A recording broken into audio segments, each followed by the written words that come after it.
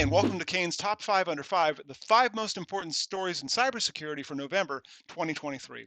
I've often talked about risk on this and other podcasts, so for a change, we're starting with governance, the G in GRC, with the story Understanding Governance, a Path for Privacy and Security Governance. Corporate governance is a keystone for privacy and cybersecurity, and it's heavily emphasized by Delaware law and the new SEC cyber rules.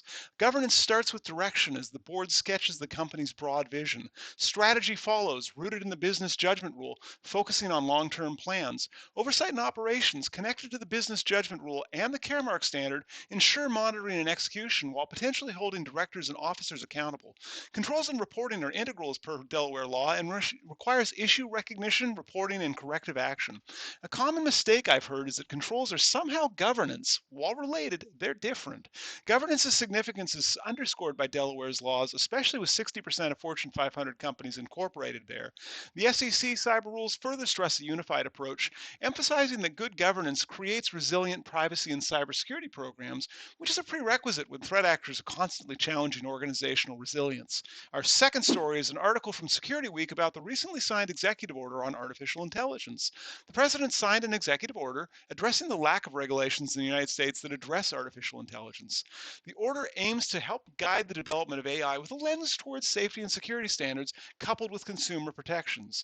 Through the Defense Production Act, AI developers are required to share safety test results, though it's a bit unclear at the moment what that'll entail. There's also requirements for watermarking generated audio, graphics, and video, though it's likely that the tools used by the threat actors will omit that requirement. At least it'll help identify the AI generated content that's in everyone's social media. Finally, there's direction to help identify and prevent discriminatory outcomes through the use of AI.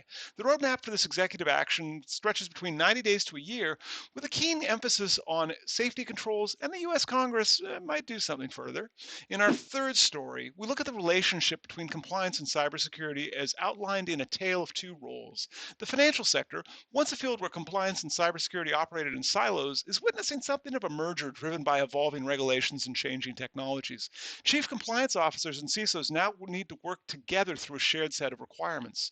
As modern businesses continue to grow, the approach to ensuring both compliance with regulatory demands and safeguarding against threat actors needs to grow with it.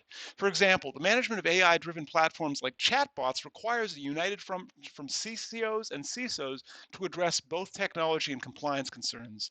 The article urges a unified strategy, and it makes sense. Industries should periodically reevaluate their cybersecurity and compliance frameworks, as well as who's responsible for them. A compliance operations approach to navigate complex regulations while maintaining a secure and trustworthy business environment, though challenging, is a necessary step towards building and maintaining trust. In the fourth story, the article A Tool to Help Boards Measure Cyber Resilience from HBR highlights a research-based method beneficial for CISOs, particularly if their boards are familiar with the balanced scorecard framework. The focus shifts from mere protection against threat actors to resilience, emphasizing the importance of robust response and recovery strategies post-attack. The article discusses board oversight and points out a disconnect between the data frequently shared by cybersecurity executives and the information required by the board. It introduces the balanced scorecard for cyber resilience, a tool designed to present complex data to board directors in a digestible format, incorporating varied indicators to evaluate an organization's cyber resilience.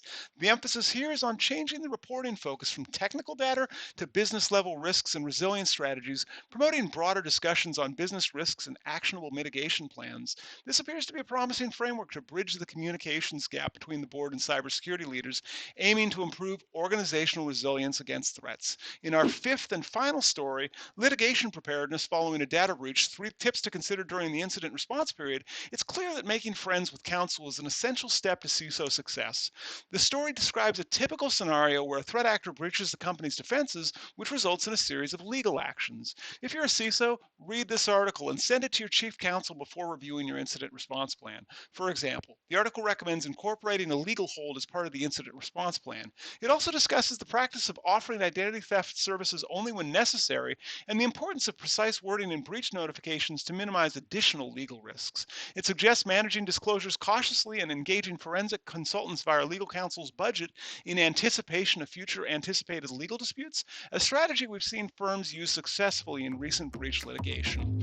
Thanks for watching today, and if you want to learn from top cybersecurity experts, be sure to follow our LinkedIn and YouTube pages where we host our series of interviews with InfoSec pros.